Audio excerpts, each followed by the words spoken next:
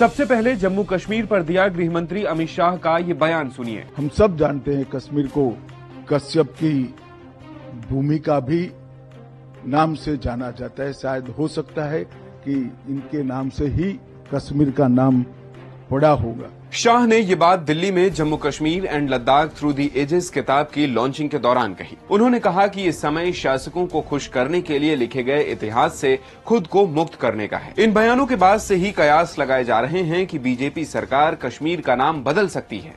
कश्मीर को लेकर क्या थ्योरीज हैं, इससे कश्यप ऋषि का नाम क्यों जुड़ा है और क्या केंद्र सरकार किसी राज्य का नाम बदल सकती है, जानेंगे मंडे मेगा स्टोरी में। महाभारत, पुराण संहिताओं और तमाम प्राचीन हिंदू धर्म ग्रंथों में कश्मीर नाम का जिक्र एक जगह के तौर पर हुआ है। अमेरिकी जियोलॉजिस्ट फ्रेडरिक ड्रू की किताब the Jammu and Kashmir territories के मुताबिक हजारों साल पहले कश्मीर में एक विशाल झील थी जो कभी घाटी की मौजूदा सतह से 2000 फीट ऊंची थी। कश्मीर के बसने से जुड़ी 3 मिथकीय कथाएं मिलती हैं, जिनमें पहला किस्सा है ऋषि कश्यप का। हिंदू माइथोलॉजी के नीलमत पुराण के मुताबिक कश्मीर घाटी पहले सतीसर नाम की एक विशाल झील थी, जिसे ब्रह्मा के पोते कश्यप ऋषि ने सुखाकर कश्यपपुरा बसाया, जिसे अब हम कश्मीर कहते हैं। दूसरा किस्सा है काशिफ जिन का। सूफी लेखक ख्वाजा आजम ने 1747 में वाकयाते कश्मीर में कश्यप ऋषि की जगह काशिफ जिन को रखकर इस कहानी का इस्लामी स्वरूप पेश किया। तीसरा किस्सा माध्यांतिक नाम के बौद्ध का है।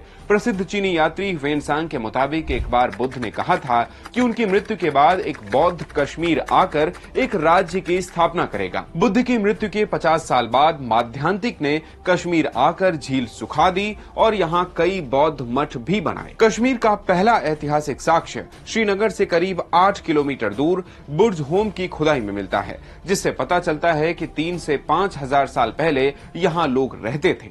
हालांकि किसी संगठित धर्म के कोई सबूत नहीं मिलते। इतिहास में कश्मीर अलग अलग समय में कई राजाओं और राज्यों के अधीन रहा है।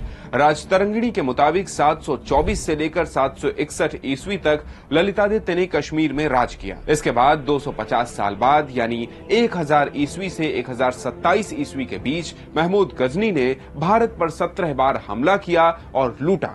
इसी दौरान उसने कश्मीर पर भी आक्रमण किया, लेकिन नाकाम रहा। इसके बाद से कश्मीर राजा कमजोर होते रहे। उनके भोग विलास की वजह से उन्हें अपना राजदंड और मुकुट विदेशी व्यापारियों के पास गिरवी रखने की नौबत तक आई। माना जाता है कि 1089 से 1111 ईस्वी तक कश्मीर के शासक रहे उत्पल वंश के राजा हर्षदेव ने इस्लाम से प्रभावित होकर मूर्ति पूजा छोड़ दी और कश्मीर में मौजूद मूर्तियों, हिंदू मंदिरों और बौद्ध मठों को तोड़ना शुरू कर दिया। आज से करीब 700 साल पहले तिब्बत के बौद्ध राजकुमार रिंचन ने कश्मीर में शरण ली और मौका पाकर विद्रोह कर दिया। उसने कश्मीर के राजा की हत्या करवाई और खुद गद्दी पर बैठा। कुछ समय बाद उसने भी इस्लाम धर्म अपनाकर खुद का नाम सदरुद्दीन रख लिया। इसके बाद कश्मीर में इस्लाम का वर्चस्व बढ़ता गया। कश्मीर के इतिहास में सबसे विवादित राज 1389 में गद्दी पर बैठे शाहमीर वंश के शासक सुल्तान सिकंदर का माना जाता है। इतिहासकार जोन राजतरंगिणी द्वितीय में लिखते हैं,